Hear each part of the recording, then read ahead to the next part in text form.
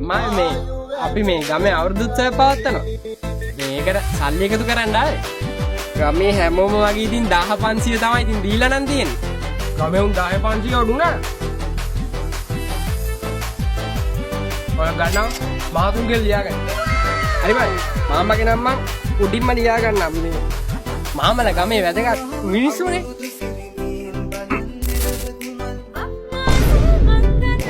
බං ඔය අවුරුදු උත්සවේ කවද්ද තියෙන්නේ? මොන අවුරුදුද?